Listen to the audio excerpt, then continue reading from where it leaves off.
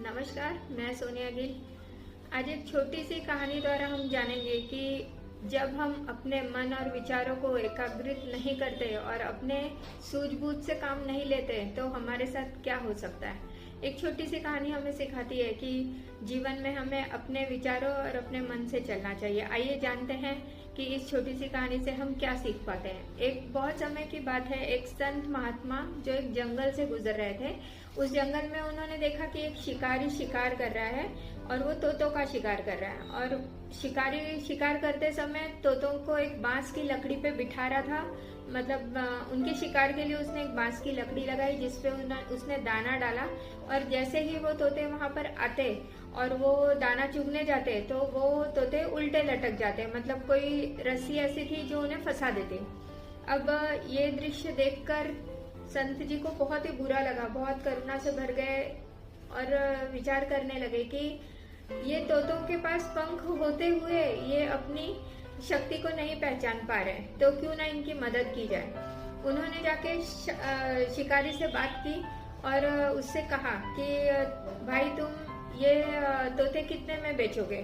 तो शिकारी भी बहुत खुश हो गया कि चलो बाजार नहीं जाना पड़ेगा और यहीं पे मैं ये इन तोतों को बेच दूंगा। तो उसने संत जी को, महात्मा जी को अपने तोतों को बेच दिया। और जो संत महात्मा थे वो उन तोतों को लेकर अपने आश्रम चले गए। अब जब वो आश्रम गए तो उन्होंने तोतों को पाठ पढ़ाना सिखाना शुरू किया जिससे कि तोता जाति की भलाई हो सके, उद्धार हो सके। अब महात्मा जी ने सोचा कि इन तोतों की भलाई के लिए मैं इन्हें कुछ पाठ पढ़ाता हूँ। पहला पाठ उन्होंने पढ़ाया कि शिकारी आएगा जाल बिछाएगा। दूसरा पाठ पढ़ाया कि तुम लोभ में मत आना। तीसरा पाठ ये पढ़ाया कि शिकारी तुम्हारे लिए दाना भी डालेगा तो तुम बैठ भी जाओ तो भी डरना मत, तुम्हारे पंख हैं, तुम उड़ सकते हो।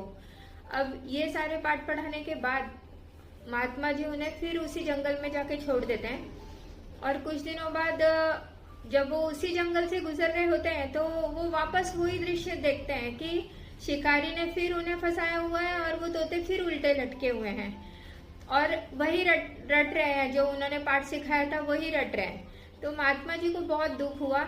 ये कहानी हमें यही सिखाती है कि जब हम अपना दिमाग ना लगाएं, दूसरों की बातों में आ जाए, जो हम दूसरों से सुनते हैं उसको ही रटते रहें तो हमारी जिंदगी भी उन तोतों की तरह हो जाएगी जो किसी न किसी के जाल में जरूर फंसेंगे और अपनी जो शक्ति है उसे नहीं पहचानेंगे। तो ये दुनिया भी एक लोभ है, लोभ माया से भरी हुई जिंदगी है। बहुत सारे संत हमें सिखाते रहते हैं कि लोभ मत करो, लालच मत करो, लेकिन हम फिर वही करते हैं। तो इस कहानी से हमें यही सीखने को मिलता है कि हमें अपने विचार, अपना मन खुश रखना चाहिए, शांत रखना चाहिए और अपने दिमाग से काम लेना चाहिए, किसी की बातों में नहीं आना चाहिए। और ऐसी ही नई कहानियां सुनने के लिए हमारे चैनल को फॉलो करें, शेयर करें। मिलते हैं नई कहानी के साथ। जय हिंद, जय भारत।